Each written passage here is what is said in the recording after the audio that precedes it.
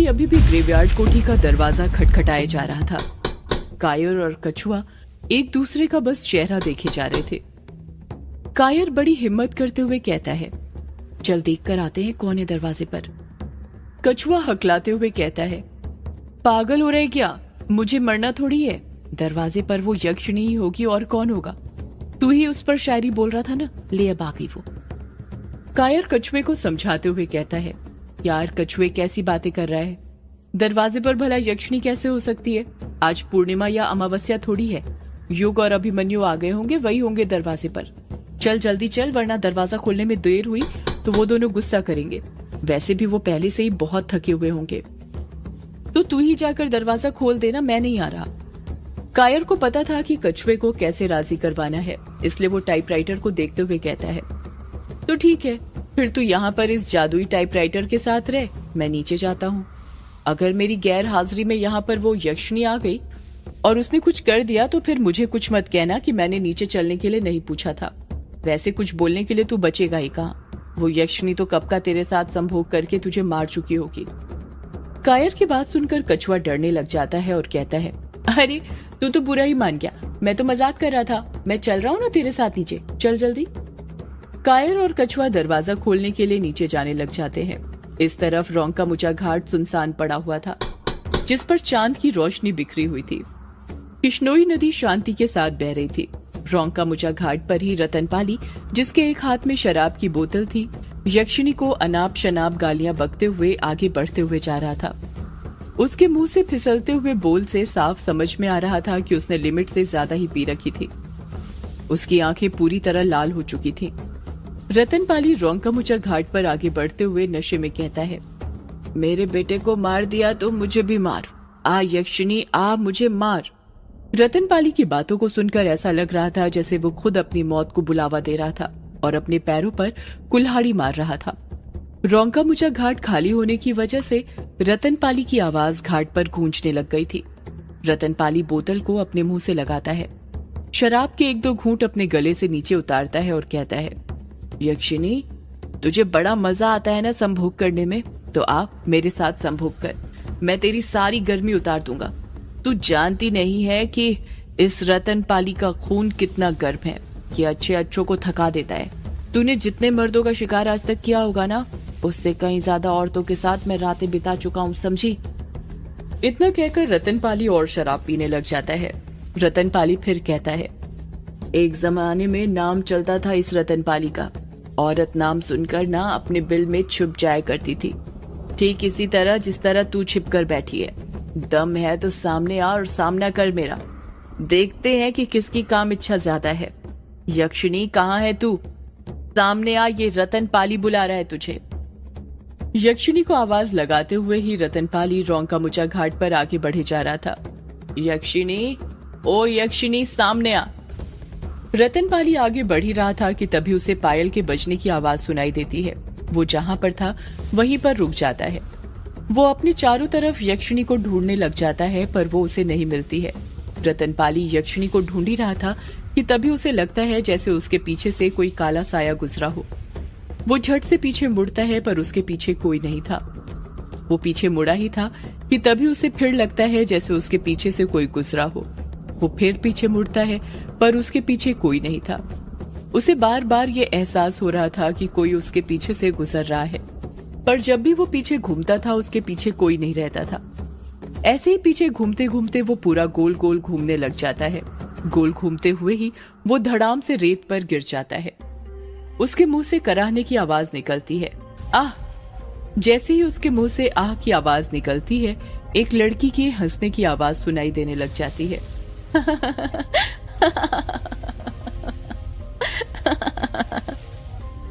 लड़की के हंसने की आवाज काले आसमान में गूंजने लग गई थी।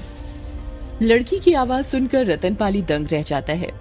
जब रेत पर गिरे हुए ही वो सामने अपनी नजरें करता है तो देखता है कि किश्नोई नदी के किनारे पर दूसरी तरफ मुंह करके एक लड़की खड़ी हुई थी, जिसके पास बहुत सारे जुगनू जगमगा रहे थे। अंधेरे में उसकी परछाई देखकर ऐसा लग रहा था जैसे उसने अपने बदन पर एक भी वस्त्र नहीं पहना हुआ था। रतनपाली वहीं पर लेटे हुए कहता है, कौन है तू? नदी के किनारे पर खड़ी लड़की कहती है, मैं वही हूँ जिसे तू पुकार रहा था। संभोग करना था ना तुझे, तो लो मैं आ गई। रतनपाली के मुंह से सिर्फ एक ही लफ्ज निकलता है और वो था यक्षिणी। यक्षिणी ही बड़बड़ाते हुए जैसे तैसे करके रतनपाली अपनी जगह पर खड़ा हो जाता है और अपने कदम यक्षिणी की तरफ बढ़ाते हुए कहता है, वहीं पर रुकना, मैं अभी आता हूँ तेरे पास, मैं अभी तेरे पास आता हूँ। यक्षिणी कहती है, आजा, मैं यहीं पर हूँ। तेरे बेटे की तरह आज तेरी भी सारी गर्मी उतार देती हूँ। आज की रात तेरी आखिरी रात होगी। ये बात सुनकर रतनपाली को गुस्सा आ जाता है और वो कहता है, देखते हैं किसकी आज आखिरी रात होगी, मेरी या तेरी। तू जानती नहीं है मेरा खून कितना गर्म है। इतना कहकर रतनपाली फुर्ती के साथ अपने कदम यक्षिणी के पास बढ़ाने लग जाता है। कुछ देर पहले यक्षिणी नदी के किनारे पर खड़ी हुई थी, पर अचानक अगले ही पल वो नदी के अंदर उतर गई थी। ये बात रतनपाली नोटिस नहीं कर पाता, क्योंकि इस वक्त उस पर तो यक्षिणी के साथ संभोग करने की धुन सवार थी। रतनपाली भी नदी के अंदर उतर जाता है। जैसे जैसे रतनपाली यक्षिणी के करीब जाते जा रहा था, यक्षिणी उससे दूर जा रही थी। देखते ही देखते रतनपाली का आधा शरीर पानी के अंदर डूब चुका था और उसे इस बात का कुछ एहसास ही नहीं था। यक्षिणी रतनपाली को अपने पास बुलाते हुए कहती है, आ जल्दी आ, संभोग करते हैं साथ में। तेरे बेटे के साथ भी मैंने पानी में ही संभोग किया था और तेरे साथ भी वहीं पर करूंगी। रतनपाली नदी में आगे बढ़ते हुए कहता है, हाँ आ रहा हूँ, रुक जा। आज तेरा एक असली मर्द से सामना हुआ है, रुक जा वहीं पर। आज के बाद तू किसी मर्द के साथ संभोग नहीं कर पाएगी। यक्षिणी के पास पहुंचने तक रतनपाली के सीने तक पानी भर चुका था। रतनपाली यक्षिणी के पास पहुंच गया था। यक्षिणी अभी भी दूसरी तरफ मुंह करके नदी के अंदर खड़ी हुई थी। उसकी लंबी लंबी खुली जुल्फों ने उसके नग्न पीठ को ढक कर रखा हुआ था। रतनपाली यक्षिणी की नग्न पीठ की ओर हाथ बढ़ाते हुए कहता है, ले आ गया मैं, अब तैयार हो जा संभोग करने के लिए। इतना कहकर रतनपाली यक्षिणी को हाथ लगाने ही वाला था कि तभी पीछे से उसका हाथ कोई पकड़ लेता है। जब वो पीछे मुड़ता है तो देखता है कि उसका हाथ और किसी ने नहीं बल्कि उसके सबसे वफादार नौकर हरिया ने पकड़ा हुआ था, जो उसे ढूंढते हुए वहां तक पहुंच गया था। हरिया अपने साथ 2-3 और आदमियों को लेकर आया हुआ था, जो रोंका-मुचा घाट पर ही खड़े हुए थे। सिर्फ हरिया ही नदी के अंदर उतरा था। रतनपाली हरिया को वहां पर अचानक से देखकर दंग रह गया था। वो कुछ कह पाता उससे पहले ही हरिया कहता है, अरे मालिक, आप यहाँ क्या कर रहे हैं? माना मोहित बाबू अब नहीं रहे, पर इसका मतलब ये थोड़ी ना कि आप भी दुनिया छोड़कर चले जाएंगे। आप आत्महत्या क्यों कर रहे थे? आपको नहीं पता आत्महत्या करना भी पाप है? यमलोक में इसकी अलग से सजा मिलती है। आपको ऐसे नहीं मरना चाहिए। रतनपाली नशे में कहता है, मैं मरने नहीं जा रहा था बल्कि संभोग करने जा रहा था। हरिया अपना मुंह फाड़ते हुए कहता है, क्या कहा आपने? संभोग करने जा रहे थे? पर आप यहाँ किसके साथ संभोग करने आ गए? मुझे तो कोई नहीं दिख रहा। रतनपाली झट से कहता है, मैं यहाँ पर यक्षिणी के साथ संभोग करने। इतना कहकर रतनपाली पीछे पलट जाता है। जब वो पीछे पलटता है तो देखता है कि वहां पर यक्षिणी नहीं थी, ना ही जुगनू थे। वहां पर घना अंधेरा छाया हुआ था। रतनपाली की आंखें फटी की फटी रह जाती हैं। वो सोचने लग जाता है, यक्षिणी कहां पर चली गई? अभी तो यहीं पर थी। हरिया रतनपाली को समझाते हुए कहता है, लगता है मालिक आपको ना आज कुछ ज्यादा ही चढ़ गई है, इसलिए आप गलत पते पर आ गए हैं। जिसके साथ आपको संभोग करना है वो यहाँ पर नहीं है, वो तो हवेली के अंदर है। चलिए, धनिया आपका इंतजार कर रही है, चलिए। रतनपाली हरिया को मना करते हुए कहता है, नहीं, मुझे नहीं जाना, मुझे संभोग करना है उसके साथ। अरे मालिक, संभोग करने ही तो ले जा रहा हूँ मैं आपको। मैंने आपको कितनी बार बोला ऐसे अकेले नदी पर नहीं आया कीजिए। कहीं आपको कुछ हो गया तो हमारा क्या होगा? एक आप ही तो हमारे करता धरता है। चलिए अब जल्दी। नहीं, मैंने कहा ना, मैं नहीं आऊंगा। हरिया समझ जाता है कि रतनपाली ऐसे नहीं मानने वाला। वो अपने साथियों को आवाज लगाते हुए कहता है, अरे तुम लोग यहाँ पर सिर्फ तमाशा देखने आए हो या मेरी मदद भी करोगे? चलो जल्दी उतरो नदी में। हरिया धीरे से बड़बड़ाते हुए कहता है, इस बुढ़े ने तो परेशान करके रखा है। जब देखो आधी रात में नदी पर आ जाता है अपने बेटे की याद में। आज तो हद कर दी इसने, इतनी रात में ठंडे पानी में उतरवा दिया। जान तो है नहीं इसमें और ऊपर से इसे संभोग करना है। बताओ क्या दिन आ गए बुढ़े के भी। कल सुबह जब उतरेगी तो सब भूल जाएगा। कुछ ही देर में हरिया के साथी उसके पास आ जाते हैं और वो लोग जबरदस्ती रतनपाली को पकड़कर नदी में से बाहर निकाल लेते हैं और उसके घर ले जाने लग जाते हैं। इस तरफ ग्रेवयार्ड कोठी के अंदर कायर और कछुआ ग्रेवयार्ड कोठी के दरवाजे के पास पहुंच गए थे। कोई अभी भी जोर जोर से दरवाजा खटखटाया जा रहा था। कायर और कछुआ दरवाजे के पास तो पहुंच गए थे, पर उन दोनों में से किसी की भी हिम्मत नहीं हो रही थी कि दरवाजा खोले। दोनों ही एक दूसरे का मुंह देखे जा रहे थे। कायर हिचकिचाते हुए कहता है, खोल कछुए दरवाजा। मैं नहीं, तू खोल, तू ही लेकर आया ना मुझे नीचे। ऊपर तो बहुत बहादुर बन रहा था, अब दरवाजे के पास आकर क्या हुआ तुझे? तारी हेकड़ी निकल गई? हेकड़ी नहीं निकली, पर मैं चाहता हूँ तू दरवाजा खोले। और ऐसा तू क्यों चाहता है? बस ऐसे ही, जल्दी खोल अब दरवाजा, ज्यादा बातें मत कर। मैं नहीं खोल रहा, तू खोल। मैं नहीं, तू नहीं, तू। कायर कछुए को समझाते हुए कहता है, यार रुक जा, अगर हम दोनों ऐसे ही झगड़ते रहे तो सुबह तक दरवाजा ऐसे ही बंद रहेगा। एक काम करते हैं, ना तू ना मैं, दोनों एक साथ दरवाजा खोलते हैं। कछुआ कायर की बात से सहमत होते हुए कहता है, हाँ ये ठीक है। कायर और कछुआ दोनों एक साथ दरवाजे का हैंडल पकड़ते हैं और एक साथ मिलकर दरवाजा खोल देते हैं।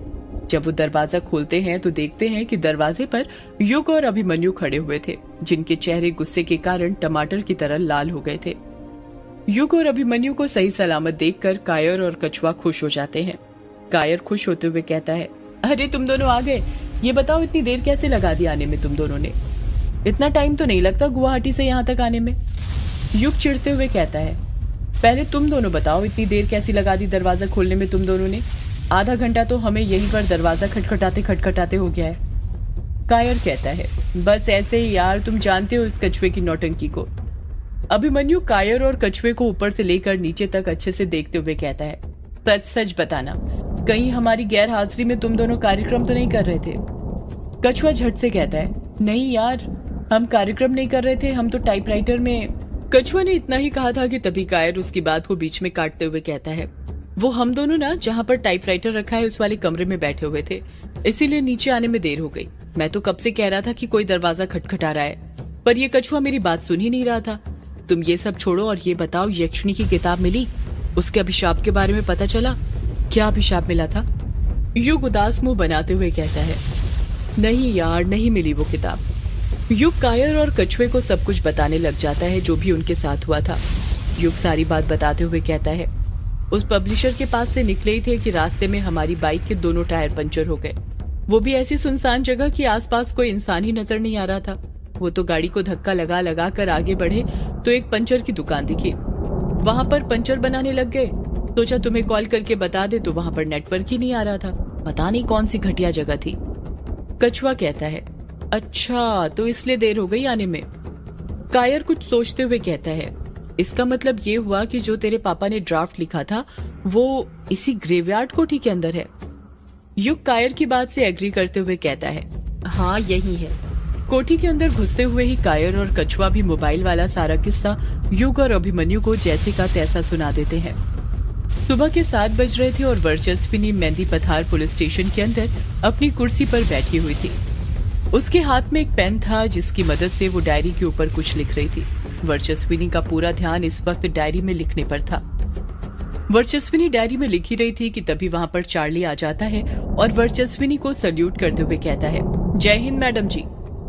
वर्चस्विनी डायरी में ही कुछ लिखते हुए जवाब देती है, जय हिंद। चार्ली वर्चस्विनी को देखते हुए कहता है, ये क्या मैडम, आप कल रात भी घर नहीं गई? आप तो कुछ ज्यादा ही सीरियस हो गई इस केस को लेकर। वर्चस्विनी कुछ जवाब नहीं देती, उसका पूरा ध्यान लिखने में था। चार्ली अपनी बात को आगे जारी रखते हुए कहता है, केस के साथ अपनी फैमिली का भी कुछ ख्याल रखिए मैडम जी। वर्चस्विनी डायरी को टेबल पर रखते हुए कहती है, एक पुलिस वाले के लिए उसका कर्तव्य पहले आता है और फैमिली बाद में, समझे? चार्ली चुप हो जाता है। जब उसकी नजर डायरी पर पड़ती है तो वो देखता है कि वर्चस्विनी ने डायरी के ऊपर युग के सभी दोस्तों के नाम लिखे थे। साथ में मोहित के रिश्तेदारों जैसे सुधा, उर्वशी, रतनपाली, धनिया, हरिया, जो भी मोहित के केस से रिलेटेड था, सबका नाम लिखा हुआ था। डायरी में किसी का भी नाम क्रमबद्ध तरीके से नहीं लिखा था। किसी का नाम ऊपर लिखा था तो किसी का नीचे, तो किसी का पेज पर बनी लाइन के ऊपर। चार्ली उस डायरी को देखते हुए पूछता है, ये क्या मैडम जी, आपने सिर्फ ये कायर, कछुआ और सुधा के नाम पर ही रेड पेन से गोले क्यों बनाए हैं? सदियों से है पुरानी यक्षिणी की कहानी। यक्षिणी एक आग है, यक्षिणी तेरा ख्वाब है, यक्षिणी तेरा ख्वाब है।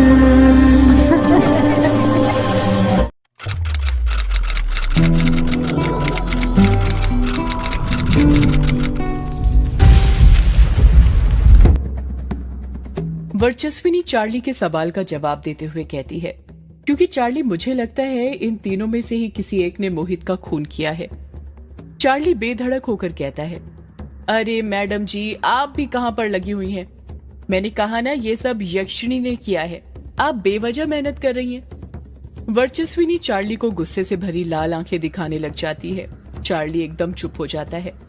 वर्चस्विनी डांटे ना, इसलिए चार्ली जानबूझकर नाटक करते हुए कहता है, मैडम जी, वैसे ये कायर और कछुए का तो समझ में आता है, पर आपने ये मोहित की पत्नी सुधा के नाम पर ऊपर क्यों गोला बनाकर रखा हुआ है? मुझे तो वो बहुत सीधी सादी औरत लगती है। वर्चस्विनी पेन से जहां पर सुधा का नाम लिखा हुआ था उस गोले पर फिर से पेन फेरते हुए कहती है, चार्ली, तुम जानते नहीं हो औरतों को अच्छे से। ये औरतें जितनी सीधी होती हैं उतनी ही टेढ़ी भी होती हैं। अगर औरतें सती की तरह प्रेम कर सकती हैं तो वक्त आने पर काली भी बन सकती हैं। हो ना हो, इस सुधा का भी एक दूसरा रूप है जिसके बारे में हमें पता लगाना पड़ेगा। पर मैडम, मैंने तो उसका सिर्फ एक ही रूप देखा है, वो भी बहुत मासूम रूप। चार्ली, उस मासूम चेहरे के पीछे ही कई राज छुपे हुए हैं। तुम्हारी पूछताछ के बावजूद भी मैं सुधा से मिलने गई थी, क्योंकि मुझे पता है तुम्हारी पूछताछ कैसी होती है। अगर तुम्हें नोट मिले तो पूछताछ वहीं पर बंद हो जाती है। चार्ली शर्म से अपनी नजरें नीचे झुका लेता है। वर्चस्विनी अपनी बात को आगे जारी रखते हुए कहती है, जब सुधा से मैं मिली और मैंने उससे सवाल किए तो उसके जवाब बड़े ही तीखे थे। उसके अंदर एक भड़ास थी मोहित को लेकर। जब भी मैं मोहित से रिलेटेड उससे कोई सवाल पूछती थी तो उसके चेहरे पर एक अलग ही गुस्सा, आक्रोश आ जाता था, जिसे देखकर मुझे लगता था कि सुधा मोहित का खून भी कर सकती है। चार्ली अपना मुंह फाड़ते हुए कहता है, क्या बात कर रही हैं मैडम जी आप? हाँ चार्ली, ऐसा भी हो सकता है कि सुधा का कोई प्रेमी हो जिसके साथ मिलकर उसने मोहित को मारा हो। चार्ली हैरानी के साथ कहता है, क्या कहा आपने? सुधा का प्रेमी? हाँ चार्ली, सुधा का प्रेमी, क्योंकि मेडिकल रिपोर्ट से पता चला है कि मोहित कभी बाप नहीं बन सकता था और सुधा को भी ये बात पता थी कि मोहित सरपंच का बेटा था। इसलिए वो ये बात किसी को बता नहीं सकती थी, ना ही मोहित को छोड़ सकती थी। इसलिए उसने अपने रास्ते के कांटे को हटाने की सोची होगी ताकि वो अपने प्रेमी के साथ जिंदगी बिता सके। नजर रखो इस सुधा पर, देखो ये कहाँ जाती है, किससे मिलती है, क्या करती है। इसकी पूरी दिनचर्या चाहिए मुझे। जी मैडम, 1-2 दिन में मिल जाएगी आपको। चार्ली डायरी को देखते हुए कहता है, ये सुधा का तो मैडम जी समझ आ गया, पर मुझे लगता है ये कायर और कछुए के नाम से आपको गोले हटा देने चाहिए, क्योंकि इनकी तो अच्छी खासी खातिरदारी की थी हमने। कितनी लंबी इंक्वायरी करी थी पर कुछ पता नहीं चला था। पहले मैं भी यही सोच रही थी कि इनको घेरे में ना लें, पर आज मोबाइल लाकर ये दोनों खुद फंस गए हैं। मोबाइल लाकर खुद फंस गए हैं मतलब? आपको मोबाइल में क्या दिख गया? मुझे तो कुछ नहीं दिखा। वो कुछ दिखाने ही वाले थे, उससे पहले ही तो उसका मोबाइल बंद हो गया था ना। हाँ चार्ली, मोबाइल बंद हो गया था, पर तुमने सुना नहीं था क्या? वो जो कायर था वो क्या कह रहा था? चार्ली झट से कहता है, हाँ सुना था ना, वो मैडम जी, वो कायर कह रहा था मोबाइल चार्जिंग पर लगा दीजिए प्लीज। वर्चस्विनी चार्ली पर चिल्लाते हुए कहती है, तुम न चार्ली बस ऐसे ही फालतू की बातें सुनो, काम की बात तो कभी सुनते ही नहीं हो। चार्ली अपना सिर नीचे झुका लेता है। वर्चस्विनी अपनी बात पूरी करते हुए कहती है, चार्ली, तुमने ये नहीं सुना कि कायर कोई से वीडियो के बारे में बता रहा था जिसमें एक लड़की है और वो कोई सी पूजा की बात कर रहा था? चार्ली अपना सिर खुजाते हुए कहता है, हाँ मैडम जी, ऐसा कुछ सुना तो था। अब वो स्पॉट की फोटो याद करो जो हमने खींची थी, जहाँ पर जले हुए कमल के फूल और दिया दिखा था। वहाँ की हालत देखकर भी ऐसा ही लग रहा था जैसे वहाँ पर कोई सी पूजा की गई हो। वो अजीब सी आकृति जो वहाँ पर थी, याद आया कुछ? हाँ मैडम, याद आया। वही चार्ली, अब जरा सोचो, कायर को कैसे पता कि वहाँ पर कोई सी पूजा हुई थी? हो ना हो ये कायर और कछुआ जरूर हमसे कुछ छुपा रहे हैं। मैडम, वो हमें कुछ दिखाने तो आए थे पर उनका मोबाइल ही बंद हो गया। अब मोबाइल बंद हो गया या फिर उनकी वो कोई चाल थी, ये तो नहीं पता। बस इतना पता है कि कुछ तो इन्हें ऐसा पता है जो हमें नहीं पता। एक काम करो, जिस रात मोहित का खून हुआ था उस रात की इनकी मोबाइल की लोकेशन निकालो, पता करो कि ठेके के बाद कहाँ पर थे ये सारी रात। मैडम जी, उन दोनों ने बताया तो था कि फट्टे से पीने के बाद वो दोनों ठेके पर ही सो गए थे। वर्चस्विनी चार्ली को घूरते हुए कहती है, तुम भी उनके साथ ठेके पर पीकर सो गए थे क्या चार्ली, जो इतनी गारंटी के साथ बोल रहे हो? ये भी तो हो सकता है वो दोनों हमसे झूठ बोल रहे हो। चार्ली हाँ में अपना सिर हिलाते हुए कहता है, जी मैडम जी, आप ठीक कह रही हैं, मैं लोकेशन निकलवाता हूँ इन दोनों की। इस तरफ अमोदिता अपने एक कदम ग्रेवयार्ड कोठी की तरफ बढ़ा रही थी। अमोदिता के हाथ में एक स्टील का डिब्बा था, जिसे देखकर ऐसा लग रहा था कि उसमें खाने का कुछ सामान रखा हुआ था। अमोदिता अपने कदम ग्रेवयार्ड कोठी की तरफ बढ़ाते हुए कहती है, आज तो चाहे कुछ भी हो जाए, युग जी की फोटो तो मैं खींच कर ही रहूंगी। आज तो मैं घर से ही सोच कर आई हूँ कि क्या बहाना बनाना है, कैसे फोटो खींचनी है। बस युग जी के वो लुच्चे दोस्त ना हो, वो हमेशा मेरा काम बिगाड़ देते हैं। कल भी उन्होंने ही बिगाड़ा था। यही सब बड़बड़ाते हुए अमोदिता ग्रेवयार्ड कोठी पहुंच जाती है। जब वो ग्रेवयार्ड कोठी पहुंचती है तो देखती है कि ग्रेवयार्ड कोठी का दरवाजा पहले से खुला हुआ था। अमोदिता मन ही मन सोचने लग जाती है, ये क्या, आज ये ग्रेवयार्ड कोठी का दरवाजा कैसे खुला है? वैसे तो हमेशा बंद रहता है। अमोदिता मन ही मन शर्माते हुए कहती है, लगता है युग जी को पता होगा कि मैं आने वाली हूँ, इसलिए उन्होंने पहले से ही मेरे लिए खोल कर रखा होगा। इतना सोचकर अमोदिता ग्रेवयार्ड कोठी के अंदर अपना कदम रख देती है। जब वो ग्रेवयार्ड कोठी के अंदर घुसती है तो देखती है कि वहां पर कोई नहीं था। अमोदिता युग को आवाज लगाते हुए कहती है, युग जी कहाँ हैं आप? युग जी कहाँ पर हैं आप? युग का कुछ जवाब नहीं आता है। अमोदिता खुद से कहती है, लगता है ऊपर वाले कमरे में होंगे जहां पर पहली बार मिले थे। इतना कहकर अमोदिता अपने कदम युग के कमरे की तरफ बढ़ाने लग जाती है। जब वो युग के कमरे के पास पहुंचती है तो देखती है कि युग अपने कमरे में बिस्तर के ऊपर अकेला सो रहा था। युग गहरी नींद में सो रहा था और उसने शर्ट नहीं पहनी हुई थी, जिस कारण उसके सिक्स पैक अमोदिता को साफ साफ दिख रहे थे। अमोदिता मन ही मन खुश हो जाती है, ये क्या, युग जी तो सो रहे हैं, वो भी ऐसे। जरूर मैंने कोई सा पुण्य किया होगा कल, जो युग जी के ऐसे दर्शन हो रहे हैं मुझे। ऊपर से वो अकेले हैं, यही सही मौका है उनकी फोटो खींचने का। इतना कहकर अमोदिता कमरे के अंदर घुसने लग जाती है। वो जैसे ही पहला कदम कमरे के अंदर रखती है, उसे सिगरेट के धुएं की गंध आने लग जाती है। अमोदिता अपने आसपास देखते हुए कहती है, ये क्या, ये सिगरेट कौन पी रहा है? यहाँ पर तो कोई नहीं है। लगता है मेरी ही नाक खराब हो गई है। खैर छोड़ो, जिस काम के लिए आई हूँ वो करती हूँ। अमोदिता सिगरेट की गंध को इग्नोर मार देती है और युग के पास जाने लगती है। अमोदिता युग के पास बिस्तर पर ही बैठ जाती है। अमोदिता अपने साथ जो स्टील का डिब्बा लाई थी उसे बिस्तर के ऊपर रखती है और अपना मोबाइल निकालकर उसका कैमरा ऑन करके युग की फोटो खींचने लग जाती है। अमोदिता युग की फोटो खींचने ही वाली थी कि तभी मोबाइल के अंदर वो देखती है कि फोटो के अंदर युग की आंखें बंद थी। अमोदिता खुद से कहती है, अरे ये क्या, इसमें तो युग जी की आंखें बंद है। अगर ये फोटो ले गई तो माँ फिर कमी निकालने लग जाएगी और कहेगी कि नालायक लड़की, तू एक काम ढंग से नहीं कर सकती। फोटो खींच कर लाई, उसमें भी युग की आंखें बंद है, इससे वशीकरण नहीं हो पाएगा। जाकर दूसरी फोटो खींच कर आ। अमोदिता मुंह बनाते हुए कहती है, वैसे भी माँ को कमियां निकालने के सिवा आता ही क्या है? कभी मेरे काम में कमी निकालती रहती है, कभी मेरे रंग में। अब भगवान ने मुझे काला बनाया है तो इसमें मेरी क्या गलती है? सारी गलती ना मेरी फूटी किस्मत की है जो मैं इंडिया में जन्मी। हमारे इंडिया में पता नहीं क्यों गोरे रंग को खूबसूरत और काले रंग को बदसूरत बोला जाता है। ये लोग ये क्यों भूल जाते हैं कि काली माँ का रंग भी काला ही था। इसका मतलब ये तो नहीं ना कि वो बदसूरत थी, सुंदर तो वो भी थी ना।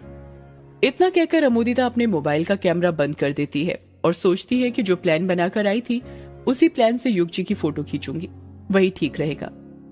अभी अमोदिता ने अपने मोबाइल का कैमरा बंद ही किया था कि उसकी सीधी नजर युग के सीने पर पड़ती है, जो कि शर्टलेस था।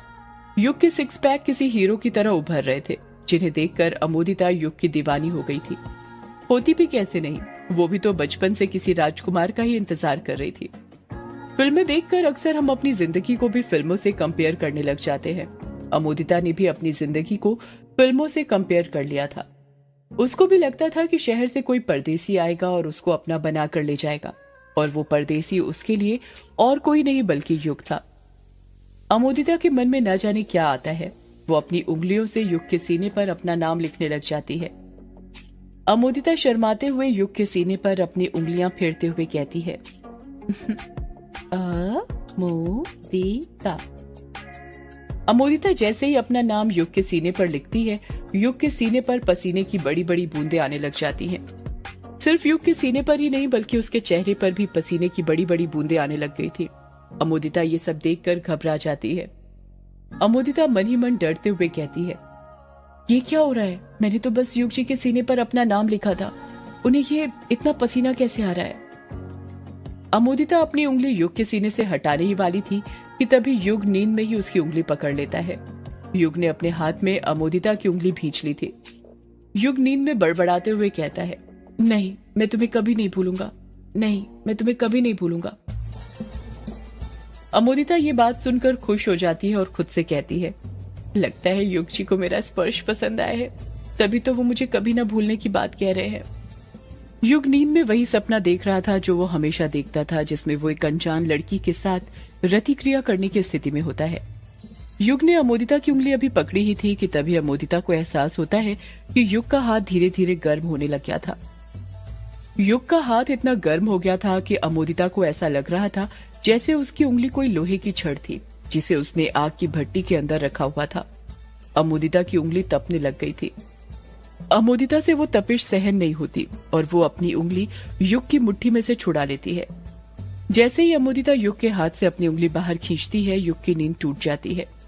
युग फुर्ती के साथ उठते हुए चीखता है, नहीं।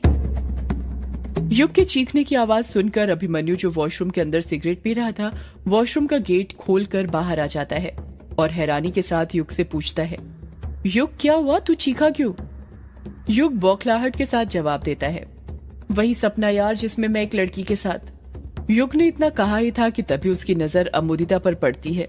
जब वो देखता है कि अमोदिता भी वहीं पर खड़ी है तो मन ही मन सोचता है, अब इसे अमोदिता के सामने कैसे बताऊं कि मैं एक लड़की के साथ? अगर अमोदिता को ये बात पता चली तो वो मुझे गलत समझेगी। युग बात को घुमाते हुए कहता है, कुछ नहीं यार, बस एक बुरा सपना था। इतना कहकर युग अमोदिता की तरफ देखने लग जाता है। अभिमन्यु युग को देखकर समझ जाता है कि उसने बात को पलट दिया था और कोई सी ऐसी बात थी जो वो अमोदिता के सामने उसे नहीं बता सकता था। युग अमोदिता से कुछ पूछता उससे पहले ही अभिमन्यु अमोदिता से हैरानी के साथ पूछता है, अमोदिता तुम यहाँ पर, और तुम ऊपर कैसे आई? दरवाजा तो लगा हुआ था। अमोदिता हिचकिचाते हुए अभिमन्यु के सवाल का जवाब देते हुए कहती है, अरे नहीं अभिमन्यु, दरवाजा तो खुला हुआ है, तभी तो मैं ऊपर आई। अभिमन्यु अपना सिर खुजाते हुए कहता है, क्या कहा? दरवाजा खुला हुआ है? लगता है ये कायर और कछुआ दरवाजा टिका कर नहीं गए, बड़ी लापरवाह है। युग अभिमन्यु से पूछता है, कायर और कछुआ कहीं गए हैं, पर कहाँ? अभिमन्यु युग के सवाल का कुछ जवाब देता उससे पहले ही दरवाजे के पास से कायर की आवाज सुनाई देती है, ये नाश्ता लेने के लिए। जब वो लोग दरवाजे की तरफ अपनी नजरें घुमाते हैं तो देखते हैं कि दरवाजे पर कायर और कछुआ खड़े हुए थे, जिन्होंने अपने हाथ में नाश्ते से भरी पॉलीथीन पकड़ी हुई थी। अमोदिता मन ही मन सोचने लग जाती है, लो आ गए ये दोनों भी, इन्हीं की कमी थी। इतना अच्छा युग जी अकेले में मिले थे, पता नहीं कहां से आ गए ये तीनों काम में टांग अड़ाने। कायर कमरे के अंदर घुसते हुए कहता है, वो युग तुझे तो पता ही है ये कछुआ कितना खाता है, बस इसकी बॉडी को नहीं लगता, सुबह होते ही इसे भूख लग जाती है तो इसके लिए नाश्ता लेने गए थे। कायर ने इतना ही कहा था कि तभी अमोदिता अपने साथ जो स्टील का डिब्बा लेकर आई थी उसे बिस्तर पर से उठाकर अपने हाथ में पकड़ते हुए कहती है, अरे नाश्ता लाने की क्या जरूरत थी, मैं लेकर तो आई हूँ वो। कछुआ हंसते हुए कहता है, हमें थोड़ी पता था अमोदिता कि तुम नाश्ता लेकर आने वाली हो, पता होता तो हम थोड़ी अपने पैसे खर्च करते। अमोदिता को पता था कि यदि वो कछुए की बात का कुछ भी जवाब देगी तो कछुआ जरूर पलट कर जवाब देगा, इसलिए वो सीधे युग से मुद्दे की बात करती है जिसके लिए वो आई थी। चलिए युग जी, जल्दी से नाश्ता कर लीजिए, मुझे आपकी फोटो खींचनी है। युग अमोदिता को देखते हुए हैरानी के साथ पूछता है, फोटो खींचनी है, पर क्यों? युग के दोस्त भी अमोदिता को हैरानी के साथ घूरने लग जाते हैं। सदियों से है पुरानी ये है यक्षिणी की कहानी। यक्षिणी एक आग है, यक्षिणी तेरा ख्वाब है, यक्षिणी तेरा ख्वाब है।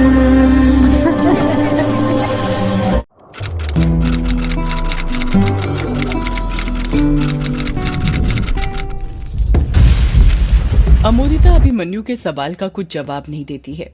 कमरे के अंदर मौजूद सभी लोग अमोदिता को एकटक नजर से देख रहे थे, पर अमोदिता कुछ जवाब नहीं दे रही थी। जब अमोदिता कुछ जवाब नहीं देती तो युग फिर उससे पूछता है, बताओ अमोदिता, तुम्हें फोटो क्यों खींचनी है मेरी? अमोदिता हिचकिचाते हुए जवाब देती है, वो क्या है ना युग जी, ये नाश्ता बुआ जी ने भेजा है आपके लिए और उन्होंने कहा है कि आपको खिला कर ही आऊं। सबूत के तौर पर खाते वक्त आपकी फोटो खींचने के लिए कहा है, ताकि उन्हें विश्वास हो जाए कि जो खाना उन्होंने भेजा था उसे आपने खा लिया है। उन्हें लग रहा था कि फूफा जी से नाराज होने की वजह से आप ये नहीं खाएंगे। युग अमोदिता को समझाते हुए कहता है, अमोदिता, तुम भी ना बच्चों जैसी बातें करती हो। मैं बस बड़े पापा से नाराज हूँ और किसी से नहीं। बड़ी माँ ने इतने प्यार से ये मेरे लिए भेजा है तो मैं तो खाऊंगा ही ना। वैसे भी बहुत टाइम से घर का खाना नहीं खाया है मैंने। अमोदिता एक्साइटेड होते हुए कहती है, तो फिर जल्दी खा लीजिए ना युग जी, मैं अभी आपके लिए निकाल देती हूँ। युग अमोदिता को मना करते हुए कहता है, अरे रुको रुको अमोदिता, अभी अभी तो मैं सोकर उठा हूँ, मुझे ब्रश तो करने दो। तुम ये रख दो, मैं बाद में आराम से खा लूंगा। और यदि तुम्हें देर हो रही हो या घर पर कुछ काम हो तो तुम जा सकती हो। अमोदिता मन में सोचती है, फोटो खींच कर ले जाऊंगी तभी तो घर पर जाकर काम को अंजाम दूंगी। अमोदिता हड़बड़ाते हुए कहती है, नहीं युग जी, मुझे घर पर कुछ काम नहीं है, आज मेरे पास वक्त ही वक्त है। आप जल्दी से ब्रश कर लीजिए, फिर खाते वक्त मैं आपकी फोटो खींच लूंगी, फिर चली जाऊंगी। अभिमन्यु अमोदिता को शक की निगाहों से देखते हुए पूछता है, अमोदिता जरा मुझे एक बात बताना, तुम युग की फोटो खींचने आई हो या उसे नाश्ता देने आई हो? तुम्हारी बातों से तो मुझे ऐसा लग रहा है जैसे तुम्हारा मेन मकसद युग को नाश्ता देना नहीं बल्कि उसकी फोटो खींचना है। ये बात सुनकर अमोदिता घबराने लग जाती है, उसके माथे पर पसीना आने लग जाता है। अमोदिता मामले को संभालते हुए कहती है, अरे अभिमन्यु, अभी मैंने बताया ना बुआ जी के लिए युग जी की फोटो खींचना बहुत जरूरी है। युग जी ने तो कह दिया कि वो बस फूफा जी से नाराज हैं, पर बुआ को तो ऐसा नहीं लगता ना। उन्हें तो तभी तसल्ली होगी ना जब वो युग जी की खाते हुए फोटो देखेंगी। कछुआ अमोदिता की बात से सहमत होते हुए कहता है, ये अमोदिता ना बिल्कुल ठीक कह रही है। माओ को यकीन होता ही नहीं है।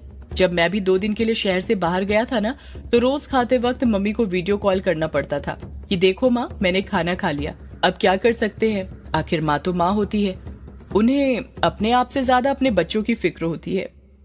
ये बात सुनकर युग को अपनी माँ की याद आ जाती है और वो धीरे से कहता है, सबकी माँ एक जैसी नहीं होती। इतना कहकर युग बिस्तर पर से उठता है और वॉशरूम के अंदर चला जाता है। युग के जाते ही कछुए की नजर अमोदिता अपने साथ स्टील का जो डिब्बा लाई थी उस पर पड़ती है। कछुआ उस डिब्बे को घूरते हुए कहता है, वैसे अमोदिता, तुम इस डिब्बे में क्या लाई हो? मतलब क्या है नाश्ते में? अमोदिता उस डिब्बे को कसकर पकड़ते हुए कहती है, कछुए, तू ना इस डिब्बे पर नजर मत डाल, समझा? इसमें जो भी है सब युग जी के लिए है। मुझे नहीं पता था तुम लोग भी यहीं पर होंगे, इसलिए मैं सिर्फ युग जी के लिए लेकर आई हूँ। तुम लोगों के लिए कुछ नहीं है इसमें, समझे? कुछ ही देर में युग हाथ मुंह धोकर आ जाता है और वापस आकर बिस्तर पर बैठ जाता है। कछुआ और कायर जो समोसे और कचौड़ी नाश्ते में लेकर आए थे, उसे भी वो लोग बिस्तर पर ही रख देते हैं। अमोदिता युग को स्टील का डिब्बा देते हुए कहती है, ये लीजिए युग जी, खोलिए इसे। युग अमोदिता के हाथ से वो डिब्बा ले लेता है। जब वो उसे खोलता है तो देखता है कि उसमें टोस्ट की तरह कुछ रखा हुआ था। युग डिब्बे के अंदर देखते हुए कहता है, ये क्या है? अमोदिता युग के सवाल का कुछ जवाब देती उससे पहले ही कायर कहता है, ये पुखली है, मेघालय की फेमस मिठाई, जो एक प्रकार की रोटी की तरह होती है, जिसे नाश्ते के रूप में लिया जाता है। इसे चावल के आटे और गुड़ के साथ बनाया जाता है। सबसे पहले चावल को 6 घंटे तक पानी में भिगोकर रखा जाता है। उसके बाद चावल से पानी अलग कर उसे मिक्सर में पीस दिया जाता है। उसके बाद गुड़ को पानी में डालकर मीडियम आंच पर पकाकर सिरप तैयार करके बर्तन में छान लेते हैं ताकि गुड़ की गंदगी छन जाए। उसके बाद गुनगुने गुड़ के सिरप में पिसा हुआ चावल और आटा मिलाया जाता है, जिसे अच्छे से मिक्स किया जाता है। 15 मिनट बाद सरसों के तेल में इस पेस्ट के छोटे छोटे गोल चपटे बाउल बनाकर इसे तला जाता है। तो तैयार है पुखली। इसे इस तरह बनाया जाता है। अमोदिता कायर को हैरानी के साथ देखने लग जाती है। कछुआ कायर के मजे लेते हुए कहता है, अमोदिता ऐसे मत देख, ये कायर है कायर, बिंदु के साथ रहकर बहुत कुछ सीख गया है। ये बिंदु का ही कमाल है। इतना कहकर कछुआ अपना हाथ आगे बढ़ाने लग जाता है और टिफिन में से मिठाई उठाने लग जाता है। तभी अमोदिता कछुए का हाथ पकड़ते हुए कहती है, अरे कछुए, मैंने मना किया था ना, ये सिर्फ युग जी के लिए है, तेरे लिए नहीं। युग कहता है, अरे खाने दो अमोदिता, वो भी दोस्त है मेरा, और वैसे भी एक मिठाई के टुकड़े से कुछ नहीं होता है। अमोदिता युग के सामने बुरी ना बने इसलिए वो कुछ नहीं कहती है। युग वो मिठाई खाने लग जाता है और अमोदिता धड़ाधड़ 3-4 फोटो खींच लेती है। युग एक टुकड़ा खाने के बाद अमोदिता से कहता है, हो गई तुम्हारी फोटोग्राफी? अब मैं इसे अपने दोस्तों के साथ शेयर कर सकता हूँ ना? अमोदिता मोबाइल के अंदर युग की फोटो देखते हुए कहती है। हाँ युग जी, हो गई, मस्त फोटो आई है। आप दे दीजिए अपने दोस्तों को इसे, मैं बुआ जी को नहीं बताऊंगी। युग वो मिठाई अपने दोस्तों को देने लग जाता है। अमोदिता मन ही मन सोचती है, अच्छा हुआ मैंने मिठाई में कुछ नहीं मिलाया था, वरना युग जी के साथ उनके सारे दोस्त भी मेरे वश में हो जाते, फिर मुझे सबसे शादी करनी पड़ती। फोटो खींचने के बाद अमोदिता वहां से चली जाती है। अमोदिता अभी गई ही थी कि तभी कायर का फोन बजने लग जाता है। कायर अपने मोबाइल की स्क्रीन देखते हुए कहता है, अरे ये सुबह सुबह अननोन नंबर से कौन फोन कर रहा है? कछुआ जो कि उसके बगल में ही बैठा हुआ था कहता है, अरे उठाकर देखना, तभी तो पता चलेगा। कायर फोन उठाते हुए कहता है, हेलो, हाँ बोल रहा हूँ। अच्छा ठीक हो गया? बढ़िया काम किया। अच्छा। पहले तो कायर बहुत खुश हो जाता है, पर अगले ही पल उसके चेहरे की सारी रौनक गायब हो जाती है। वो जैसे जैसे बातें करता जा रहा था उसके चेहरे पर उदासी छाती जा रही थी। कायर फोन पर आगे बात जारी रखते हुए कहता है, अब कुछ नहीं हो सकता क्या? अरे ऐसे कैसे, कुछ तो करो। ठीक है, आते हैं, हम करते हैं पेमेंट आकर। इतना कहकर कायर फोन रख देता है। जैसे ही कायर फोन रखता है, कछुआ फटाक से पूछता है, क्या हुआ यार, बड़ा उदास हो गया फोन पर बात करके? किसका फोन था? कायर कहता है, वो जिसके पास तेरा मोबाइल सुधरवाने दिया था ना, उसका फोन था। कह रहा था मोबाइल ठीक हो गया है, पेमेंट देकर ले जाओ। कछुआ मुंह बनाते हुए कहता है, अबे ये तो खुश होने वाली बात है, तू इतना मायूस क्यों हो रहा है? तू ना जलता है मुझसे, तभी मेरा मोबाइल ठीक हो गया तो तू दुखी हो रहा है। कायर चिढ़ते हुए कहता है, कछुए तू ना फालतू की बातें करके मेरा दिमाग खराब मत कर। एक तो मेरा वैसे ही दिमाग खराब हो रहा है, ऊपर से तू अलग खा रहा है। युग कायर के कंधे पर हाथ रखते हुए कहता है, क्या हुआ यार, तू इस कछुए पर इतना चिढ़ क्यों रहा है? कायर कहता है, चिढ़ू नहीं तो क्या करूं यार, इस कछुए का मोबाइल तो ठीक हो गया पर उसके अंदर का सारा डेटा चला गया, वो जो वीडियो था वो भी चला गया, वो शॉप वाला रिकवर ही नहीं कर पाया। कह रहा था सॉफ्टवेयर भी बहुत मुश्किल से डाला है, अब तू ही बता मैं क्या करूं। सोचा था वीडियो वर्चस्विनी जी को दिखाऊंगा, अपनी बेगुनाही साबित करूंगा, फिर बिंदु से मिलूंगा। 2 दिन से बिंदु से नहीं मिला हूं सिर्फ इसी चक्कर में। अभिमन्यु कायर को समझाते हुए कहता है, अच्छा तो तू इस बात से चिढ़ रहा है कि तू बिंदु से नहीं मिला, तो यार मिल लेना जाकर। और बिंदु को भी पता है कि मोहित को किसने मारा है, बस तू ही है कि अपनी बेगुनाही साबित करने के पीछे पड़ा है। मेरी एक बात ध्यान रखना, जिससे आप प्यार करते हो उसके सामने ना आपको कुछ साबित करने की जरूरत नहीं पड़ती, वो आपकी आंखों में देखकर ही समझ जाता है कि आपने कोई गलत काम किया है या नहीं। कछुआ शर्माते हुए कहता है, यार कायर, ये अभिमन्यु ना ठीक कह रहा है, प्यार करने वाला आपकी आंखों में देखकर समझ जाता है कि आपने कुछ गलत किया है या नहीं। तभी तो तूने देखा होगा कि मेरी वर्चू उस दिन इंक्वायरी में मुझसे ज्यादा सवाल नहीं पूछ रही थी, क्योंकि उसे पता था कि मैं बेकसूर हूँ। इसका मतलब कि वो भी मुझसे प्यार करती है। अभिमन्यु कछुए की बात काटते हुए कहता है, कछुए ये बात तेरे लिए नहीं थी, वर्चस्विनी जी तुझसे प्यार नहीं करती, समझा? उन्होंने इसलिए तुझसे ज्यादा सवाल नहीं पूछे क्योंकि उन्हें तेरे 2 या 3 जवाबों से पता चल गया होगा कि तू गधा है और गधों से सवाल पूछना बेकार है। अभिमन्यु की बात सुनकर कछुए को छोड़कर सब हंसने लग जाते हैं। युग अपने दोस्तों को रोकते हुए कहता है, यार ये हंसी मजाक छोड़ो और अब थोड़ा सीरियस हो जाओ। पता है ना, अमावस्या आने से पहले हमें यक्षिणी के अभिशाप के बारे में पता लगाना है, जिसके लिए हमें मेरे पापा ने जो यक्षिणी किताब का ड्राफ्ट लिखा था वो ढूंढना है, जो इसी ग्रेवयार्ड कोठी के अंदर है। अभिमन्यु झट से कहता है, हाँ यार पता है, तो बता शुरुआत कहाँ से करनी है? युग बिचकते हुए कहता है, कहाँ से करनी का क्या मतलब? पापा जिस कमरे में बैठकर कहानियां लिखा करते थे उसी कमरे से करते हैं, रूम नंबर 666 से। कछुआ डरते हुए कहता है, क्या कहा? रूम नंबर 666 से? नहीं नहीं, उस कमरे से नहीं, भूल गए उस कमरे में यक्षिणी को कैद किया गया था। नहीं यार, उस कमरे से शुरुआत नहीं कर सकते। अभिमन्यु कछुए को समझाते हुए कहता है, यार अब तू इतना क्यों डर रहा है? यक्षिणी तो उस कमरे से आजाद हो गई है ना, तो अब उस कमरे में जाने से इतना क्यों डर रहा है? कछुआ पलटकर जवाब देता है, यक्षिणी उस कमरे से आजाद हो गई तो क्या हुआ, वो कमरा तो उसी का है ना। मुझे तो वो युग के पापा का नहीं बल्कि यक्षिणी का कमरा लगता है। देखा नहीं वो जादुई टाइपराइटर जिसे तुम दोनों उस कमरे से उठाकर लाए थे, कैसे उसमें मोहित के खून की स्क्रिप्ट थी। पता नहीं उस कमरे के अंदर और कौन कौन सी जादुई चीजें होंगी, इसलिए उस कमरे के अंदर ना ही जाए तो बेहतर है। मैं तो उस कमरे के अंदर नहीं जाऊंगा। युग कहता है, ठीक है तू मत चल, हम तीनों चले जाएंगे। कछुआ युग को मना करते हुए कहता है, अरे मेरे कहने का मतलब ये है हम तीनों में से कोई नहीं जाएगा उस कमरे में। कहीं ऐसा ना हो कि हम कमरे के अंदर घुसे और वो कमरे का दरवाजा हमेशा के लिए अपने आप बंद हो जाए, हम वहीं पर मर जाएं, फिर यक्षिणी की तरह हमारी भी आत्माएं वहीं पर कैद हो जाएंगी। कछुए की बात सुनकर कायर को भी डर लगने लग जाता है, क्योंकि डर होता ही ऐसा है, एक को लगता है तो सामने वाले को खुद ब खुद अपने आप लगने लग जाता है। कायर भी कछुए का साथ देते हुए कहता है, हाँ यार, मुझे भी ना ये कछुए की बात ठीक लगती है। वो कमरा जादुई है, वहां पर जाना ठीक नहीं है। और एक शायर होने के नाते जितना मैं लेखकों को जानता हूँ ना, ये लेखक ना बड़े मूडी होते हैं। इनका कोई फिक्स नहीं होता कि कहाँ पर बैठकर लिखना है। इनका जहां पर मन होता है, जब कोई आइडिया होता है, वहीं पर बैठकर लिखना शुरू कर देते हैं। इसलिए हम ना इस हॉल से ही शुरुआत करते हैं, कोठी का कोना कोना छान मारते हैं। हो सकता है यहीं पर मिल जाए तेरे पापा की किताब का ड्राफ्ट, और वो रूम नंबर 666 में जाने की जरूरत ही ना पड़े। युग और अभिमन्यु को ना चाहते हुए भी कायर की बात माननी पड़ती है, क्योंकि उनके पास और कोई ऑप्शन नहीं था। वो चारों मिलकर ग्रेवयार्ड कोठी के अंदर युग के पापा की किताब का ड्राफ्ट ढूंढना शुरू कर देते हैं। इस तरफ रौंका गांव में हवेली के अंदर जानकी, वंदना और रजनी आंगन में थे। जानकी चारपाई पर बैठी हुई थी और वंदना के बालों में सरसों का तेल लगा रही थी। वंदना फर्श पर ही बैठी हुई थी, उसके बाल खुले हुए थे और आंखों के सामने थे, जिस कारण वो डरावनी लग रही थी।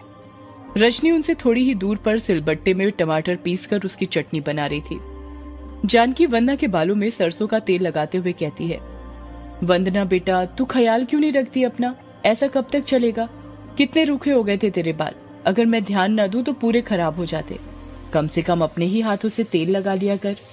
रजनी मन ही मन सिलबट्टे पर टमाटर पीसते हुए कहती है, ये भाभी भी ना पता नहीं क्यों इस पागल के मुंह लग रही हैं, ये जानते हुए भी कि उसको इन सब बातों से कुछ फर्क नहीं पड़ने वाला। वो तो पागल है, पागल। जानकी अपनी बात को आगे जारी रखते हुए कहती है, तू ऐसी हालत में बाहर तो जा नहीं सकती, कम से कम अपने कमरे से बाहर ही निकल कर बैठ जाया कर हमारे साथ। जब देखो अंधेरे कमरे में बैठी रहती है, ना किसी से बोलती है ना कुछ। बोलते बोलते जानकी की आंखें नम हो जाती हैं और वो रोते हुए कहती है, अगर मेरा बेटा विराट जिंदा होता तो आज तेरी ये हालत नहीं हुई होती बेटी। औरतों का मन होता ही ऐसा है, जिनकी आंखों से मोती कब फिसल जाते हैं उन्हें पता ही नहीं चलता। अभी जानकी ने 2-3 आंसू ही बहाए थे कि वंदना धीरे से बड़बड़ाते हुए कहती है, विराट, वो आने वाले हैं, मुझे उनके लिए तैयार होना है। वो रौंका घाट तक पहुंच गए हैं, मैंने उनसे फोन पर बात करी है, वो आ रहे हैं। रजनी मन ही मन कहती है, लो चालू हो गया इस पागल का बड़बड़ाना। जानकी अपने आंसू पोंछते हुए कहती है, अरे ये क्या बोल रही है वंदना बेटा तू? वंदना फिर बड़बड़ाते हुए कहती है, वो आ रहे हैं, मुझे तैयार करो, मुझे तैयार होना है। वो मुझे रात भर जगाने वाले हैं, उन्होंने मुझसे वादा किया है, वो आ रहे हैं। सदियों से है पुरानी ये है यक्षिणी की कहानी। यक्षिणी एक आग है, यक्षिणी तेरा ख्वाब है, यक्षिणी तेरा ख्वाब है।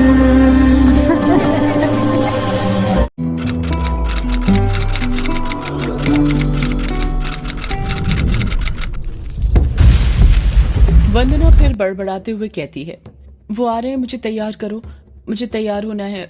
वो मुझे रात भर जगाने वाले हैं, उन्होंने मुझसे वादा किया है, वो आ रहे हैं। वंदना की बात सुनकर रजनी मन ही मन हंसने लग जाती है और सोचती है, ये पागल भी ना कुछ भी बोलती है, शर्म तो है ही नहीं इसके अंदर, भाभी के सामने कैसी कैसी बातें कर रही है। जानकी वंदना को समझाते हुए कहती है, वंदना बेटा, अब विराट कभी नहीं आएगा, वो हमको छोड़कर बहुत दूर चला गया है। वंदना खुद से कहती है, नहीं वो आएंगे, मेरी अभी उनसे फोन पर बात हुई है, वो रास्ते में ही है, उन्होंने मुझे तैयार होने को बोला है, मुझे जल्दी तैयार करो। जानकी रजनी से कहती है, लगता है वंदना का दवाई खाने का वक्त हो गया है। तभी उसने फिर से बड़बड़ाना शुरू कर दिया, ये अमोदिता कहाँ रह गई, अभी तक आई क्यों नहीं? मुझे तो पता भी नहीं है कौन सी दवाई देनी है इसे, वरना मैं ही दे देती, अमोदिता ही तो इसे दवाई देती है।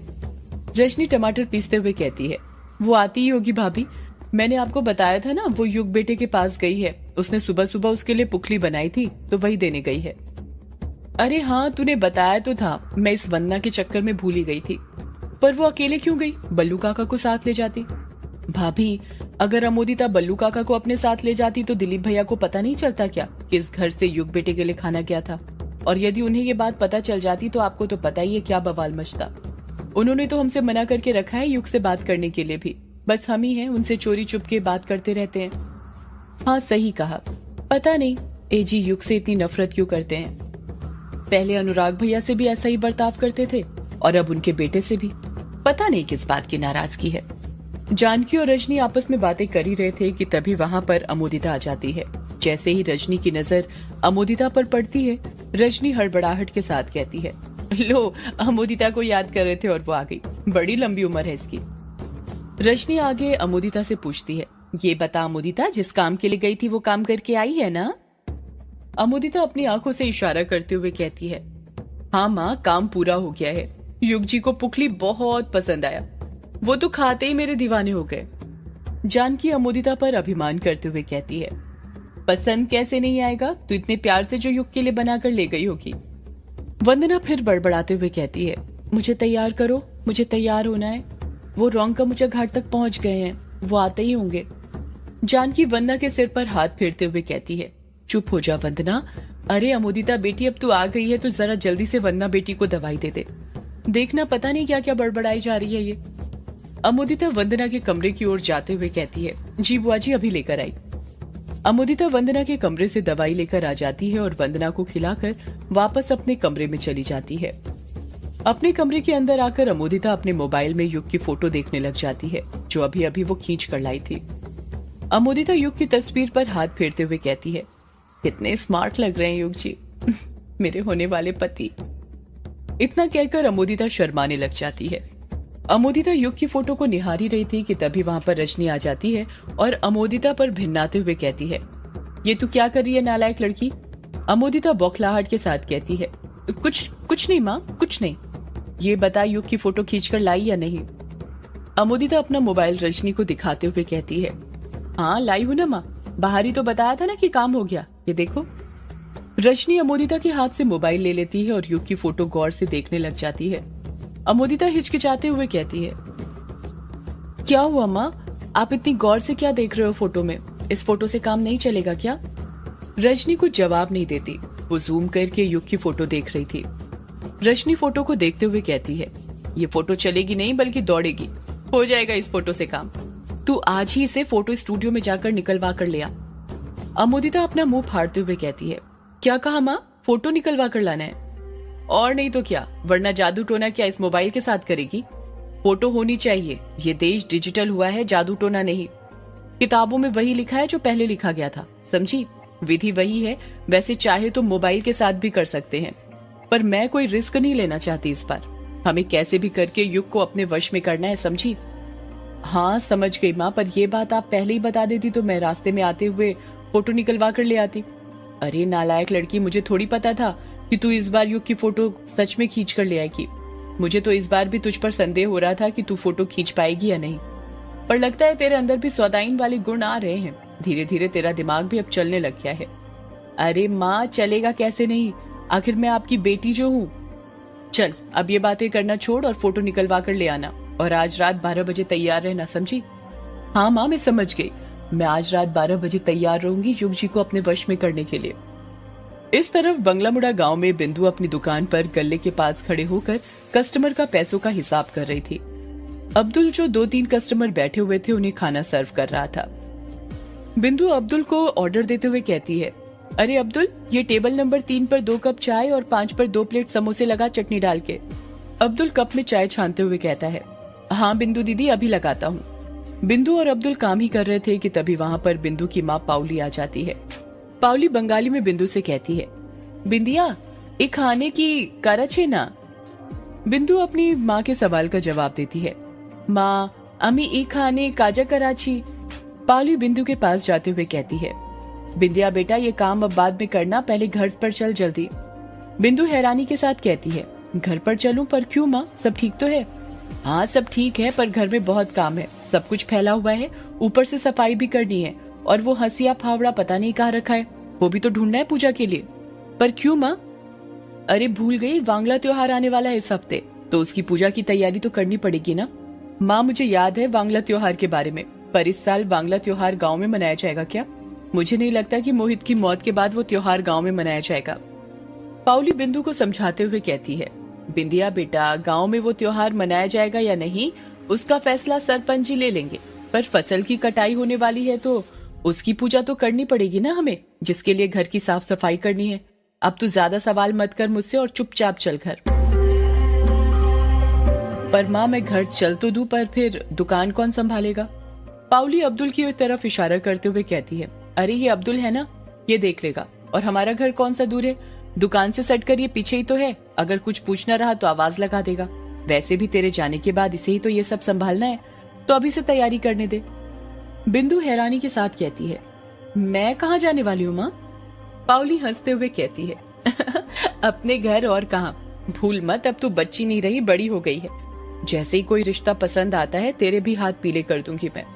बिंदु बेधड़क कहती है, माँ आप ना उसकी टेंशन मत लो, मैं ना आपको छोड़कर कहीं नहीं जाने वाली, कभी नहीं। मैं ऐसा दामाद ढूंढूंगी आपके लिए जो घर जमाई बनकर रहेगा, समझी आप? हाँ ढूंढ लिया तूने और मिल गया, आजकल ऐसे लड़के नहीं मिलते, समझी? बिंदु अपने मन में कायर का ख्याल लाते हुए मन ही मन सोचती है, मिलते हैं माँ ऐसे लड़के भी, बस कोई सच्चा प्यार करने वाला चाहिए जो आपके लिए कुछ भी कर सकता हो। जब बिंदु कुछ जवाब नहीं देती तो पाउली बिंदु को हिलाते हुए कहती है, अरे कहाँ खो गई, तारातारी चल बो। हाँ चल बो माँ। बिंदु और पाउली उनकी दुकान के पीछे ही जहाँ पर उनका घर था वहाँ पर जाने लग जाते हैं। इस तरफ ग्रेवयार्ड कोठी में युग और उसके दोस्तों ने मिलकर ग्रेवयार्ड कोठी का कोना कोना छान मार रहे थे, पर उन्हें अनुराग द्वारा लिखी गई यक्षिणी वाली किताब का ड्राफ्ट कहीं नहीं मिल रहा था।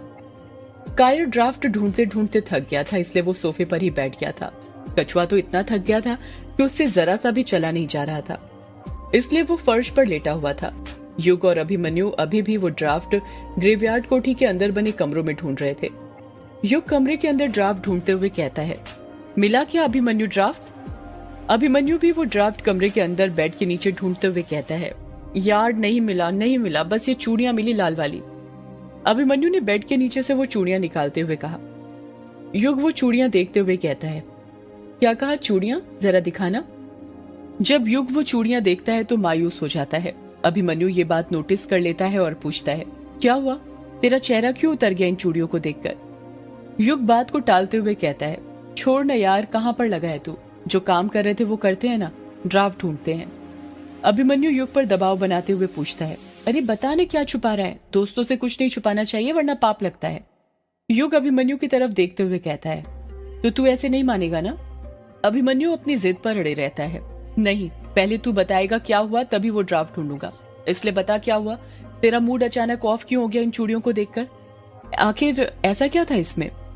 युग धीरे से कहता है, क्योंकि ये चूड़ियां मेरी माँ की हैं। अभिमन्यु हैरानी के साथ पूछता है, क्या कहा, तेरी मम्मी की? पर तुझे कैसे पता, तू तो कह रहा था तुझे उनका चेहरा भी याद नहीं, फिर ये चूड़ियां कैसे पहचान ली? चेहरा याद नहीं हुआ तो क्या हुआ, पर यादें अभी भी कुछ कुछ याद हैं। और जिस कमरे के अंदर हम हैं ना, वो कमरा किसी और का नहीं बल्कि पापा मम्मी का ही है।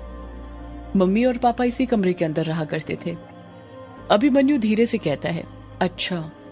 युग एक लंबी आह भरकर कहता है, पहले माँ ने पापा को मुझसे अलग किया, फिर वो खुद पापा से अलग हो गई। अभिमन्यु हैरानी के साथ पूछता है, क्या कहा, तेरी मम्मी तेरे पापा से अलग हो गई, पर क्यों? पता नहीं क्या कारण था, उस वक्त छोटा था ना, इसलिए किसी ने कुछ बताना भी ठीक नहीं समझा। मेरे पापा तो बहुत अच्छे थे, बस माँ ही बुरी थी। अभिमन्यु हिचकिचाते हुए कहता है, युग बुरा न माने तो एक बात पूछूं? हाँ पूछना। तेरी मम्मी इस दुनिया में है या नहीं? पता नहीं, मुझे उनके बारे में कुछ नहीं पता, ना ही मैं कभी पता करना चाहता हूँ। मैं उनका चेहरा तक नहीं देखना चाहता। अरे देखूंगा भी कैसे, मुझे तो ये भी नहीं पता कि वो दिखती कैसी है। कुछ चीजें ना हमारी जिंदगी में हमारे अच्छे के लिए ही होती है। अच्छा हुआ कि मैं अपनी माँ का चेहरा भूल गया, कभी इत्तेफाक से वो मेरे सामने भी आ गई तो नहीं वो मुझे पहचान पाएगी, नहीं मैं उन्हें। अभिमन्यु बात को पलटते हुए कहता है, अरे छोड़ ये सब और ड्राफ्ट ढूंढ जल्दी, जितनी जल्दी वो ड्राफ्ट ढूंढेंगे उतनी जल्दी ही यक्षिणी के अभिशाप का पता चलेगा। युग और अभिमन्यु फिर से कमरे के अंदर वो ड्राफ्ट ढूंढने लग जाते हैं। इस तरफ बिंदु अपनी माँ पाउली के साथ अपने घर की सफाई कर रही थी। बिंदु स्टूल के ऊपर चढ़ी हुई थी और लंबी वाली झाड़ू लेकर दीवारों के कोने में लगे मकड़ी के जाले साफ कर रही थी। दीवार के बगल में ही एक रैक बनी हुई थी जिस पर कुछ किताबें और कागज फाइलों के अंदर रखे हुए थे। बिंदु जाले साफ करते हुए कहती है, माँ ये इतने सारे जाले कैसे बन जाते हैं? अभी 2-3 महीने पहले ही तो सफाई करी थी। बेटा ये मकड़ियां हैं, झट से जाल बना लेती हैं, इन्हें देर नहीं लगेगी। अभी तू साफ करेगी और देखना कल फिर जाले बना लेगी। बिंदु अपना पैर और हाथ ऊंचा करते हुए कहती है ताकि उसकी हाइट छत तक पहुंच जाए। हाँ माँ सही कहा आपने, ये मखड़ियां तो ना। इतना कहकर बिंदु जाले साफ ही कर रही थी कि तभी उसका बैलेंस बिगड़ता है और झाड़ू रैक पर लगती है, जिस कारण रैक की सारी किताबें और कागज धड़ाम से जमीन पर गिर जाते हैं। पाउली अपने सिर पर हाथ रखते हुए कहती है, अरे ये क्या कर दिया तूने। बिंदु अपने कान पकड़ते हुए कहती है, सॉरी माँ। सॉरी नहीं, अब जो तामझाम फैलाया जल्दी से उसे समेट। मेरी ही गलती है जो तुझे काम करने ले आई। तू काम कम करती है, बिगाड़ती ज्यादा है। माँ आप चिल्लाइए मत, जमा दे रही हूं मैं। इतना कहकर बिंदु वो किताबें उठाने लग जाती है। जब बिंदु वो किताबें उठाती है तो देखती है कि वो किताबें पॉकेट बुक्स थी, जो कि ज्यादातर थ्रिलर सस्पेंस वाली थी। कुछ वेद प्रकाश शर्मा की थी तो कुछ सत्यजीत रे की। बिंदु उन किताबों को देखते हुए पाउली से पूछती है, माँ आपको किताबें पढ़ने का शौक है क्या। पाउली बिंदु के सवाल का जवाब देती है, नहीं बेटा, किताबें पढ़ने का शौक मुझे नहीं बल्कि तेरे पापा को था। ये उन्हीं का कलेक्शन है, ये पूरी रेक में उन्हीं का सामान रखा है। अच्छा तो क्या मेरे पापा भी युग के पापा की तरह कहानियां लिखते थे। नहीं, बस तेरे पापा पढ़ते थे, उन्हें पढ़ने का शौक था। तेरे पापा बहुत अच्छे पाठक थे, समझी। युग के पापा के साथ काफी अच्छी पढ़ती थी, उनसे अक्सर मिलने आते रहते थे। बिंदु वो किताबें रैक पर जमाते हुए कहती है, अच्छा ऐसी बात है, मुझे तो ये बात पता ही नहीं थी। बिंदु रैक पर किताबें जमाने लग जाती है। किताबों के साथ जो फाइल गिरी हुई थी उन्हें वो रैक पर जमा कर ही रही थी कि तभी उसकी नजर एक फाइल के अंदर से जो कागज बाहर निकल रहे थे उन पर पड़ती है। जब बिंदु उस फाइल को ओपन करके उसके अंदर के कागज सलीके से जमाने लग जाती है तो देखती है कि उसके अंदर A4 साइज के 4-5 मटमैले सफेद कागज थे, जिन पर कुछ टाइप किया हुआ था। बिंदु मन ही मन सोचती है, अरे ये टाइप किए हुए कागज इस फाइल में कैसे। इतना कहकर बिंदु उस कागज पर जो टाइप किया हुआ था उसको पढ़ने लग जाती है। जब वो उसे पढ़ती है तो उसके रोंगटे खड़े हो जाते हैं, उसके हाथ कपकपाने लग जाते हैं। उस कागज की हेडिंग थी, यक्षिणी एक डायन। सदियों से है पुरानी ये है यक्षिणी की कहानी। यक्षिणी एक आग है, यक्षिणी तेरा ख्वाब है। यक्षिणी तेरा ख्वाब है।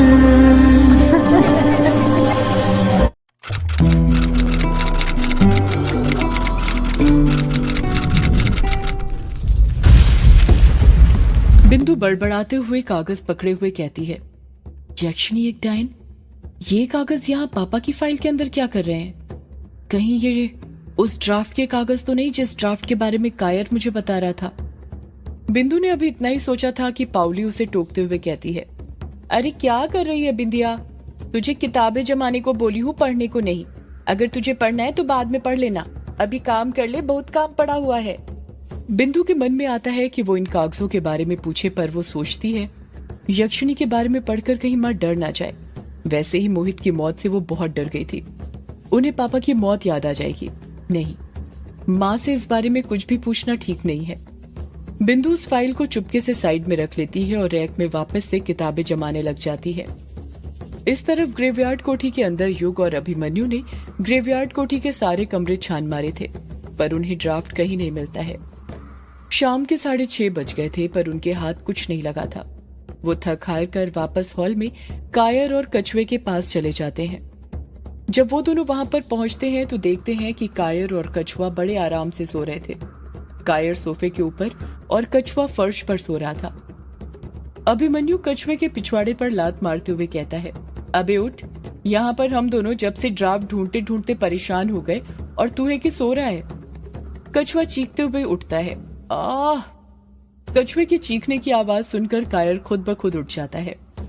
कछुआ नींद में से उठते हुए कहता है, क्या हुआ यार, मारा क्यों, मिल गया क्या ड्राफ्ट जो उठा रहा है। अभिमन्यु चिढ़ते हुए कहता है, हाँ तुम दोनों इतनी मेहनत से जो ढूंढ रहे हो वो ड्राफ्ट तो मिल ही जाएगा ना। कायर अपनी आंखें मलते हुए कहता है, इसका मतलब वो ड्राफ्ट नहीं मिला। युग मायूस होते हुए कहता है, नहीं यार नहीं मिला, मैंने तो पहले ही कहा था वो ड्राफ्ट पापा के कमरे में ही होगा जहाँ पर वो बैठकर लिखा करते थे, पर तुम ही लोगों ने मेरी बात नहीं मानी और इस कछुए की वजह से बिना किसी मतलब के इतनी मेहनत हो गई।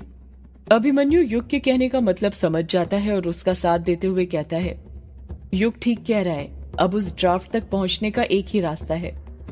अभिमन्यु अपनी बात पूरी करता उससे पहले ही कछुआ डरते हुए कहता है, कहीं तू ये तो नहीं कहने वाला कि अब हमें रूम नंबर 666 के अंदर जाना पड़ेगा, वो ड्राफ्ट को ढूंढने के लिए जिस कमरे में यक्षिणी कैद थी।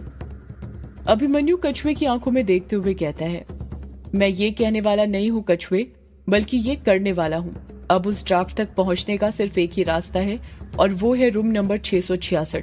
तुझे चलना है तो चल, मैं और युग तो जा रहे हैं एनी हाउ।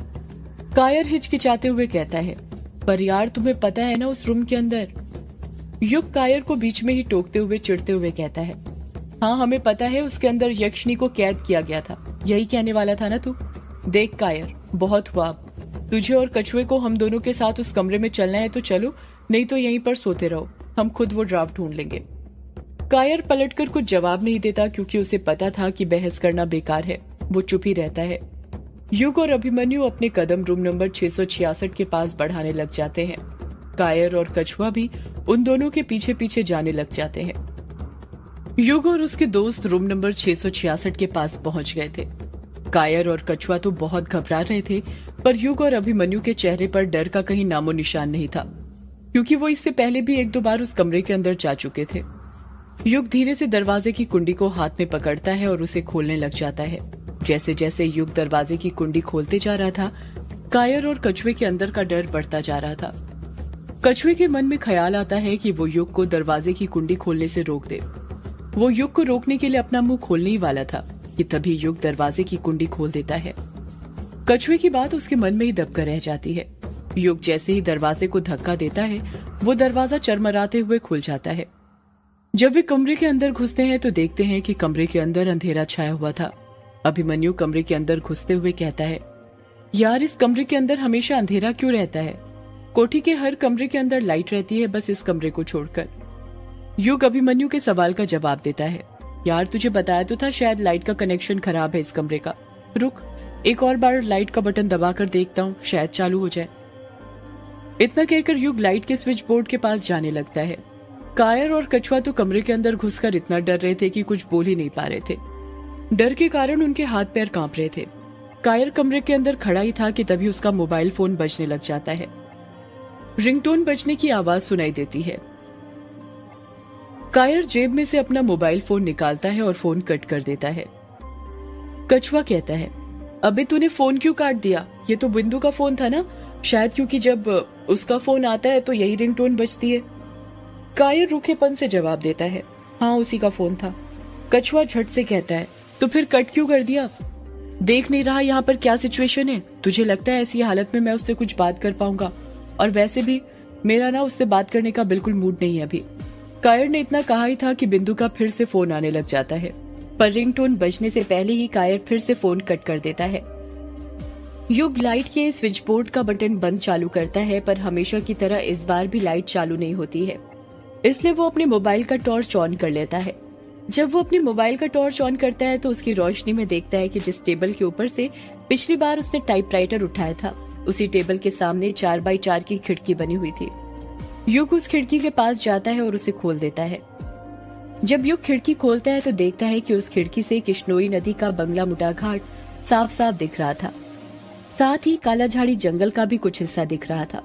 बाहर सूरज डूब चुका था, पर अभी अंधेरा नहीं हुआ था, जिस कारण बाहर की रोशनी खिड़की से कमरे के अंदर आने लग जाती है और कमरे के अंदर रखा सामान दिखने लग जाता है। युग और उसके दोस्त देखते हैं कि कमरे के अंदर किताबें ही किताबें रखी हुई थी, जैसे वो किसी कमरे के अंदर नहीं बल्कि एक लाइब्रेरी के अंदर हो। कछुआ रेक्स पर रखी किताबों को गौर से देख ही रहा था कि तभी उसका हाथ एक किताब पर रखा जाता है। अचानक से कमरे का दरवाजा अपने आप खुलने और बंद होने लग जाता है, जिसे देखकर कछुआ और कायर डर जाते हैं। कछुआ और कायर भागते हुए दरवाजे के पास आकर खड़े हो जाते हैं। कछुआ डरते हुए कहता है, तुम दोनों वो ड्राफ्ट ढूंढो, हम दोनों यहीं पर खड़े हैं।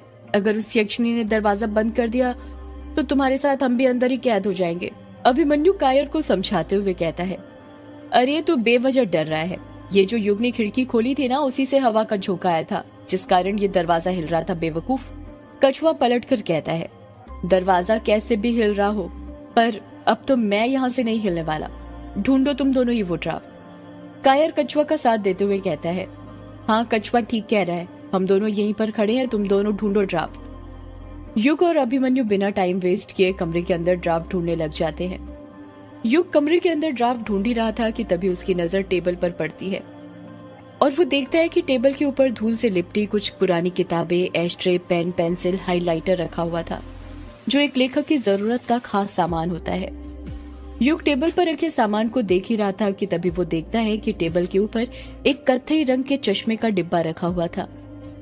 युग उस चश्मे के डिब्बे को उठाता है, फूंक मारकर उस डिब्बे की धूल साफ करता है और जब उस डिब्बे को ओपन करता है तो देखता है कि उसके अंदर एक गोल काले फ्रेम का चश्मा रखा हुआ था। वो चश्मा किसी और का नहीं बल्कि युग के पिता का था, जिसे वो यूज किया करते थे। जब युग उस चश्मे को गौर से देखता है तो उसे याद आता है वो पल जब वो अपने पापा से जिद करता था वो चश्मा पहनने की। युग अपने बचपन की अतीत की यादों में चला जाता है, जिस वक्त वो करीब 7 साल का था। युग के पिता अनुराग इसी कमरे के अंदर कुर्सी पर बैठकर टाइपराइटर में कहानी टाइप कर रहे थे। उन्होंने चश्मा पहनकर रखा हुआ था। अनुराग खिड़की से बाहर बंगला मुड़ा घाट को देखते जा रहा था और कहानी टाइप करते जा रहा था, जैसे उसे कहानी लिखने की सारी इंस्पिरेशन उसी घाट से मिल रही हो।